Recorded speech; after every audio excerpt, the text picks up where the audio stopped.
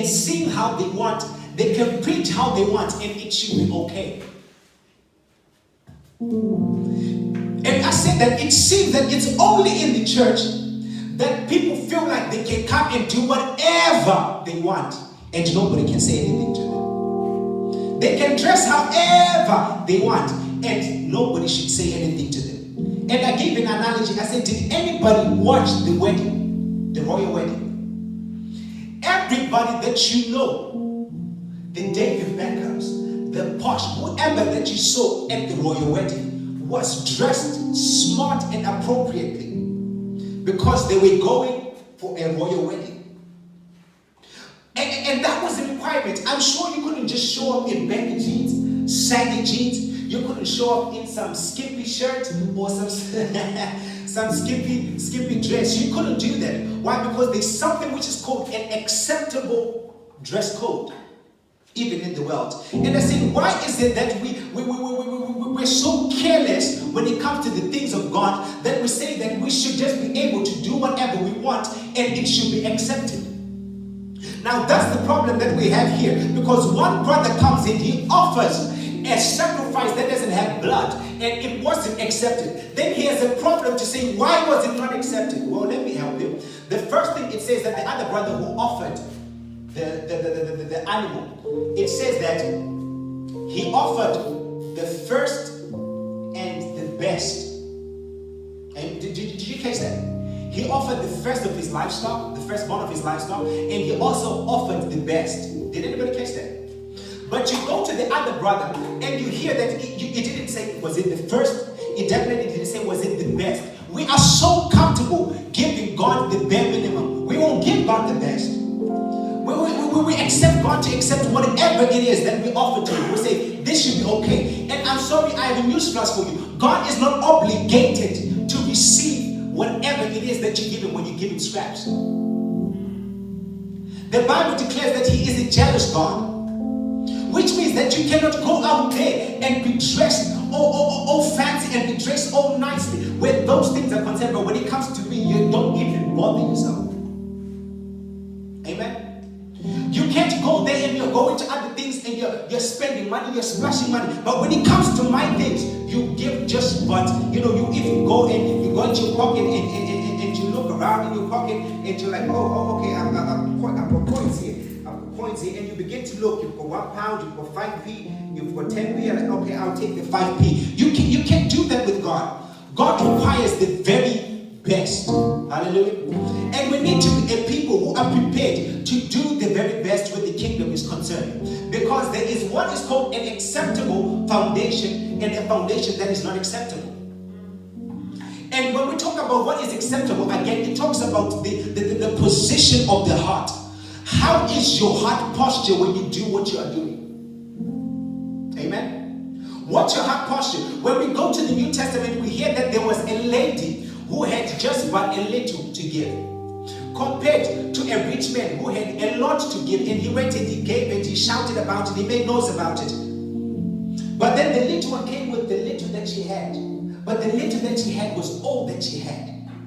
And she went and she gave. And Jesus said, you see that one? She had given the best. And what she has given is what is called an acceptable gift. My question to you is, as you are giving, as you are sowing, are you sowing the acceptable seed for you to get the acceptable harvest? Amen? Are you doing the acceptable things? Are you putting the acceptable things? And what is acceptable is according to God's instruction. Noah is instructed to build an ark. And as he's instructed to build the ark, he's not just allowed to go gallivant. When he's building the ark, he's told, if you're building, I want you to build with this kind of wood. What kind of wood are you using to build your ark? What kind of wood are you using to build your business? Hallelujah. Habakkuk 2 verse 12, it says, woe unto him who builds a city on bloodshed and establishes a town by injustice.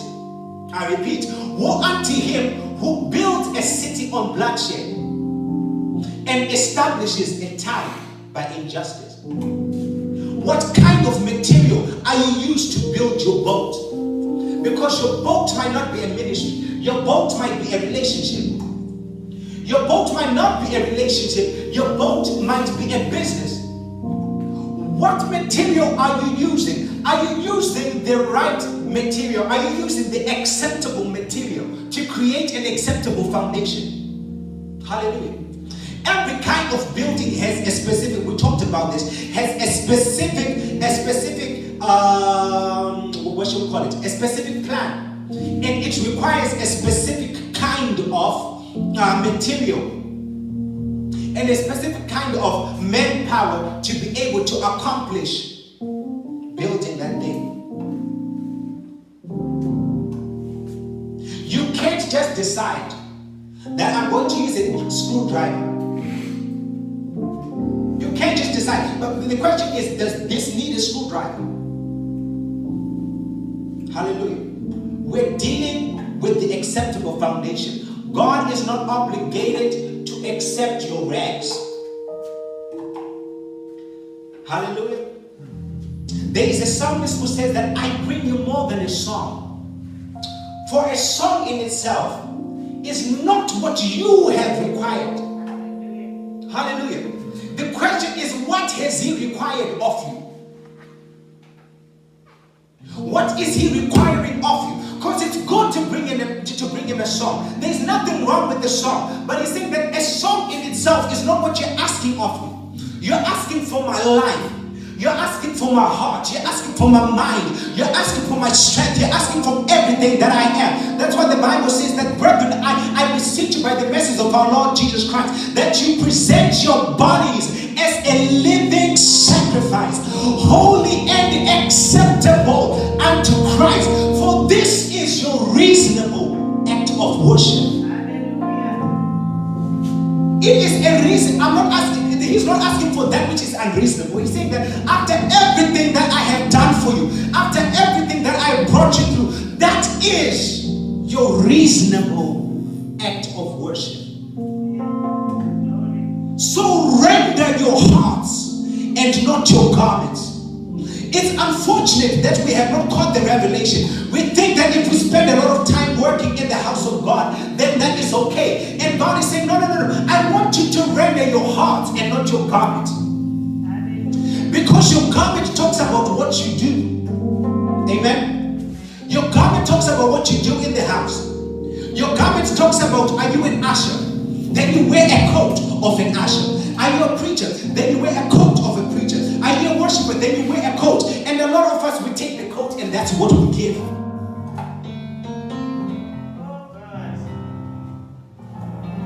We take the coat off and we say, here you go, God, we give you our service. I've watched a movie whereby the dad was absent and continued to buy kids the toys.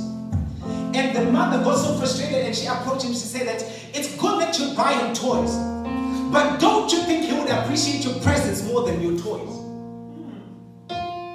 Don't you think God would appreciate your heart more than your service? Because we think just because we play the keyboard, we have given everything that we can do. Because there's nobody else to play the keyboard. So I am rendering a service. So God must accept this. And we wonder why we don't get blessed. Because he's saying, you're not giving me your heart, you're giving me your garment. And I'm interested in your heart, not your garment. I'm so interested in your heart and in your worship, your proper worship, that if you don't do it, I'm willing to raise stones so that they do it. So that they give that which is acceptable. Brothers and sisters, I beseech you by the message of our Lord Jesus Christ. You offer your bodies as a living sacrifice. When we talk about living, we're talking about life. It's not dead. When you take your garment and you put it down there, it's dead. It doesn't have life in it. Your body, on the other hand, there is life. As long as you are living. That's what the song says. As long as I am breathing, I will always worship you. As long as I am breathing. As long as there is still life in my body. Why? As a living sacrifice. We cannot continue to give God a dead sacrifice. Wow. And when we're talking about life, the life of a thing is in its blood. The life of an animal is in its blood. The life of a human being is in its blood. That's why then one sacrifice was accepted, because the sacrifice was alive. It had life in it. It had blood in it. The other sacrifice, however, it didn't have no blood, so it didn't have life. But it said that I beseech you by the message of our Lord Jesus Christ, that you present your bodies as a living. I need this thing alive. As a living sacrifice. And not just any living sacrifice. I need it to be holy. And I need it to be acceptable.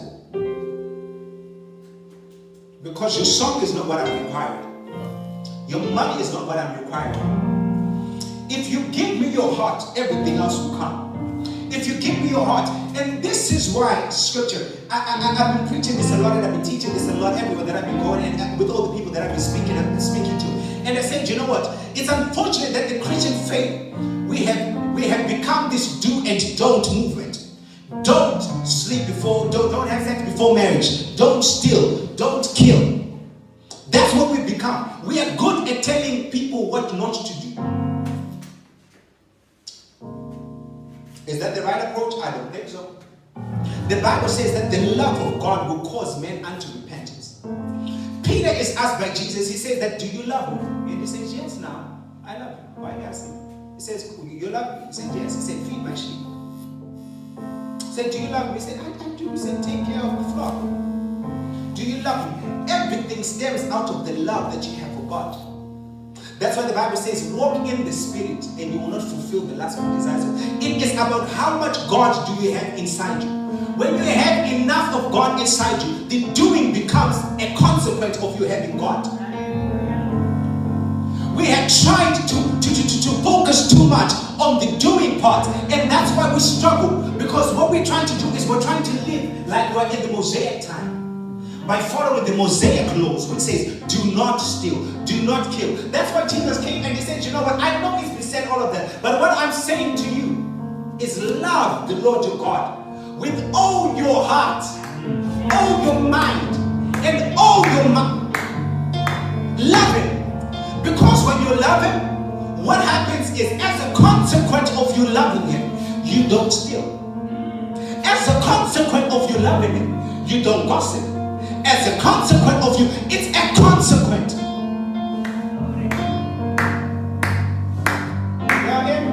It's a consequence of you loving him. So when you focus your mind on loving him, what happens is the time that you were spending gossiping is now spent in prayer. So you're no longer gossiping. You didn't consciously tell yourself that I don't want to gossip. You just don't have time for gossip no more. Because when you are gossiping, you're in prayer. When you are doing that, you're in worship. When you're doing the other thing, you're in God's word. Your time is consumed with the things of God. The acceptable foundation. Are you building on the acceptable foundation? Because you will say that but I give money. Because I said that every time you action the word of God, you're sowing. They say I give money. Why is it that I am not financially blessed? What is the position of your heart when you give the money? Where is your heart? Because the Bible says it explicitly that for as long as the earth, hello, I said the earth represents men. So let's take earth out of there. It said, as long as men shall remain, seed time and harvest time. Amen. Whatever you sow, you will reap. It says it explicitly. So you wonder, why is it that I continue to sow? Why is it that I continue to give, but I don't get blessed? My question is, what is the posture of your heart when you give? What is the position of your heart when you are giving? Because that is the foundation on which you are standing on. That is the motive of why you're doing what you're doing. But the Bible says, if that's what you want, if you want the things, it's simple. Forget the things. If you want things, you can have things, but forget the things. Seek ye first the kingdom. Let your focus in your heart be in kingdom. When your focus is in kingdom, I am obligated, because you're taking care of the kingdom, I am obligated to take care of what you are not taking care of. The reason I can take care of that is because you're busy doing it yourself. And I realized this one time when I stopped paying my tithe because my money wasn't working out. And I said, basically, in other words, this is how it came to me. In other words, what I have said to you is I trust my resources to be enough to take care of me. I am trusting my resources to be able to cover my bills. That's what I've said to God. So how can God step in and bless me? Because as far as he's concerned, I've told him that I am more than capable of doing this thing myself. But when I know that my bill is not making sense, and I still take my money and say, you know what, God, here you are. I know it doesn't make sense, but you say, so I am trusting and I am standing on that. The position of your heart makes your sacrifice acceptable or rejected. Am I making sense? It's difficult because you give the first time and you say, but it still happens that it's not enough. You give the second time and you're like, but it's still not working out. You give the third time and you give up before you get there. Because you're like, I've done it the first time. I've done it. I even did it for a whole month. I even did it for a whole month. Where is my breakthrough? Where is my blessing? Because you said that I will command a blessing that even your storehouse will not be able to contain it. So where is my blessing I've been giving? You have to get to a point where you even forget that you're giving. You even forget that you're doing time. You forget. It's happening now. Your focus is no longer on the material things. Your focus is now in pleasing God and doing the right thing and focusing on the kingdom. And when you're doing that, what it is your heart posture is in the right place. Therefore, your foundation is now acceptable. You have been giving, but where has your mind and your heart been when you're giving? If I give, I'm going to get. That's not how it works. That's the principle, but that's not how it works. If I give, then God is going to do this. If I do this, then God is going to do this. That's not love. That's a transaction. And most of us have transactions with God. Most of us, we have transaction with God. That if I do this, you do this. If I do this, then if I give you, give you. God help me. We have transaction and not relationship. A relationship based on love means I will continue to do even when I don't see a return. Because my love is not based on what you will do for me, but it's based on who you are. And who you are is the principle of God. That when I do, I don't have to expect what you will do, because that's the principle. God help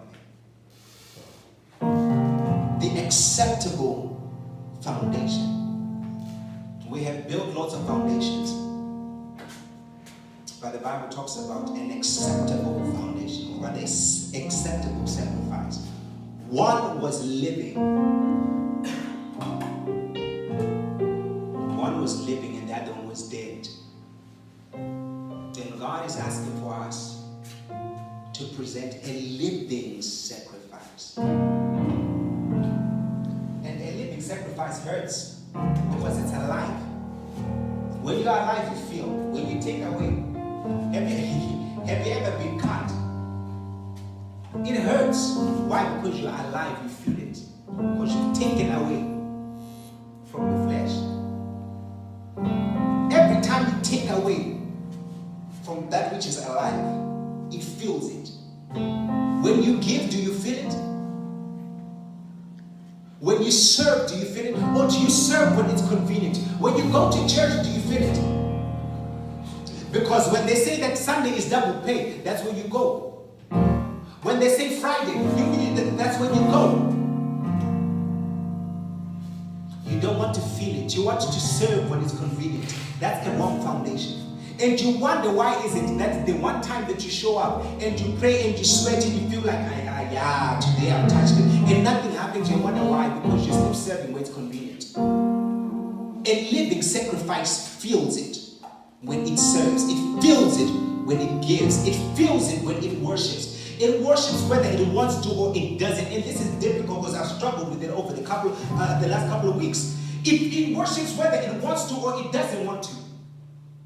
Whether it feels good or it doesn't feel. Whether it looks great or it doesn't. A living sacrifice still bows down and it still worships. A living sacrifice still worships. Because you know what? You praise God for what He does. You worship Him for who He is. And who He is God. And let me bring this to your ear. God doesn't stop being God because you have not seen what you are waiting to see. Hello? God doesn't cease to be God because you have not yet seen what you expected to see. You worship Him for who He is. And who is He? Hey, this is good. Who is He? He is Jehovah Jireh, the Lord thy provider, the Lord who provides. Now, even when you have not seen His provision, when you've been expecting provision, He is still who He is. The unfortunate thing is our revelation of who He is gets distorted every time we don't see the manifestation of that side of God when we want to. And I'm trying to say that He is still God. John, when he was locked in jail, and this is the problem, we let our flesh talk us out of the revelation that we caught in the Spirit when the things get tough. Because I am meant to understand that when Elizabeth met with Mary, the mother of Jesus, Elizabeth being the mother of John, it says that the baby that was in Elizabeth, which is John, the moment they met with Mary who was carrying Jesus, the baby in Elizabeth leaped because it recognized who He was subconsciously, which tells me that the revelation of God is not a conscious thing, it's not an intellectual thing, but it's a revelatory thing and it's a spiritual thing. Yet before He was born, John recognizes who Jesus was. But what happens is now when Jesus shows up to get baptized, John's revelation is still very much intact. Why? Because everything is still going well. The ministry is still moving well. The people are still flocking around. He's still baptizing. He's still the celebrity in the wilderness. He's still the voice crying out, prepare ye the way of the Lord. God help me land this. I feel this. And then now what happens is when his assignment was done, he gets arrested and he gets put in the jail. And basically everything in his life turns upside down. Amen. Then what happens is he calls his disciples. He says, come. The disciples come and they follow. And he says, can you go and ask him that is he the one? Or shall we wait for another? And I'm perplexed. Because John, before you were born, you were able to recognize who he was. When he showed up to be baptized, you were able to recognize who he was. But now that you're in the jail, and I'm saying that, but now that you are broke, but now that you are sick, but now that you've been rejected, that now that people have turned against you, that now that people are talking about you, all of a sudden you have forgotten, or rather you begin to doubt the revelation of who he is. Because the revelation of who he is and your current predicament do not join or do not match. And he says that to Jesus, and Jesus says, hold on, you're asking me this question, but I'm just going to remind you, or I'm going to bring to your remembrance that, hold on, you've seen the blind see, you've seen the lame walk, you've seen the dumb talk.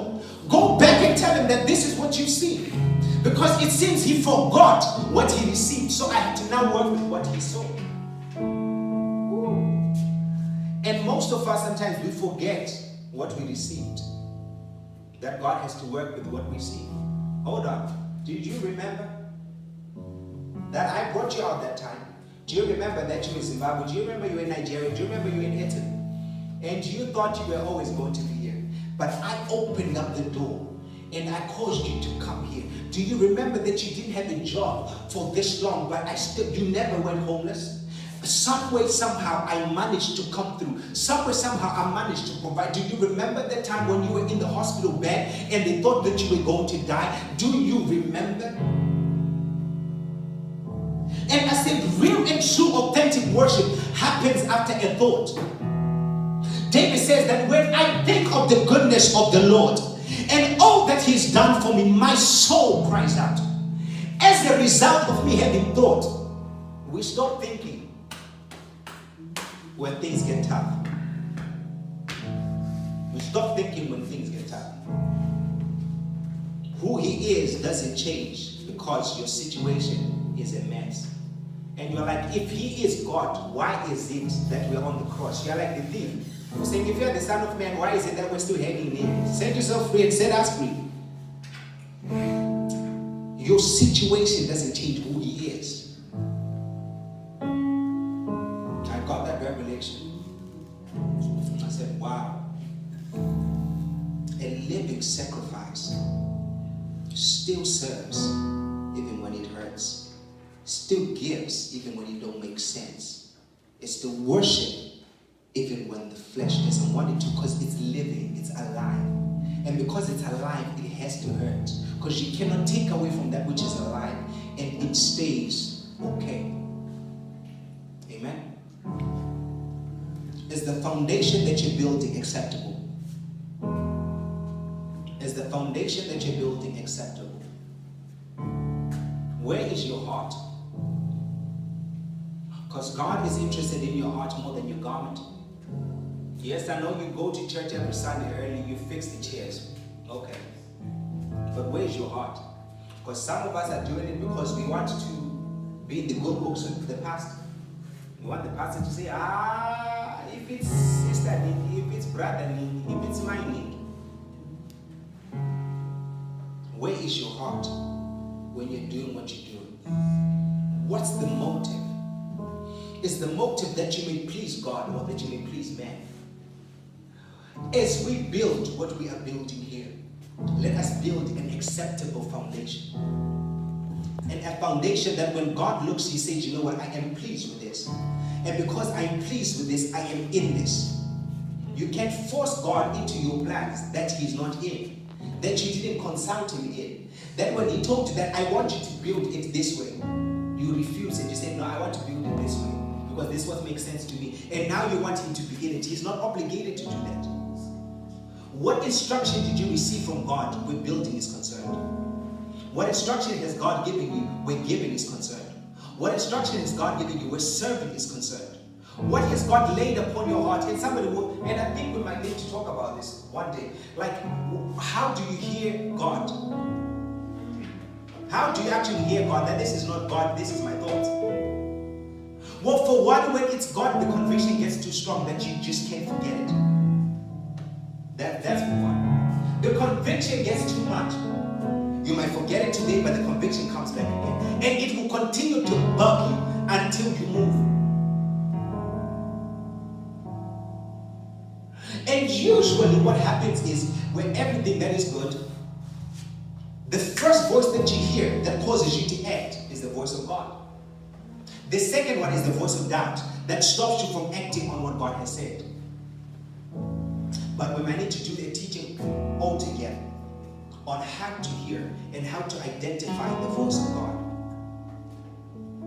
How to hear and how to identify the voice of God. Because some will say, well, you're telling us about what did God tell us to do, how God expected us to build or is asking us to build. But how do we know that? Because we can't even hear when He's talking to us. We don't know. I can't remember the last time that He spoke to us. But when we sit down and we really begin to talk and we get it together, hold on, yeah, but oh, that was Him.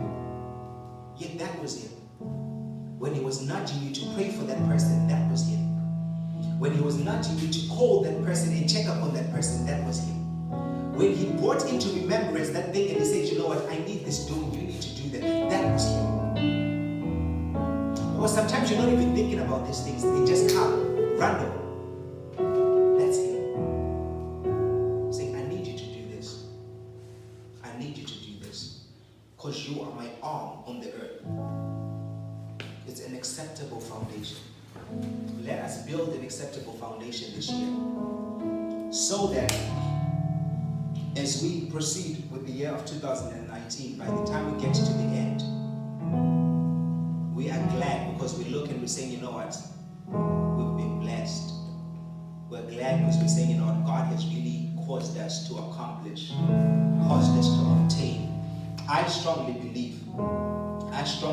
Now, this might not be your current predicament, but I am prophetically speaking that I strongly believe that this is a year that people will establish their finances. This is a year that people will establish themselves in the secular world. But this is also a year that God is going to elevate us spiritually. And there's going to be a balance. We're going to be prominent in the secular world, but we're also going to be prominent and powerful in the spiritual world. The young folks say it this way, they say, get you a baby that can do both. Am I right or not? Am I right? Get you a boo that can do both. And I'm saying God is getting ready to raise a people that can do both. Be spiritually powerful and secularly influential. In the world, people come to you. They knock to your office. People are looking for jobs, they come to you. People are they come to you. Why? Because God has lifted you up. And you know what? Look at it this way. We're going to deal with this. I'm preempting here. We're going to deal with this. The next month we're going to be dealing with Noah's Ark. But look at this. No rain came until Noah finished building the ark. No rain came until Noah finished building the ark. So now, can I give you a secret? The quicker that you build, the quicker your rain comes. Because God's promise was there will not be rain until you are done. Because if I release rain before you are done, the rain will destroy you. If I release rain before you are done, the rain will destroy you. So until you are done, there won't be rain. So what do you have to build? The quicker that you act, the quicker that you move, the quicker your breakthrough comes, the quicker your blessing comes, the quicker your elevation comes. And note, when the rain came, the rain lifted the boat up. When the rain came, it lifted the boat up. And after the rain stopped and it disappeared and the water disappeared, the ark was on top of a mountain. It wasn't anywhere else. It was on top of a mountain. The next month is going to be good, I promise you. It's going to be good. We're going to deal with the building of the ark. Because there's a lot that goes into the ark.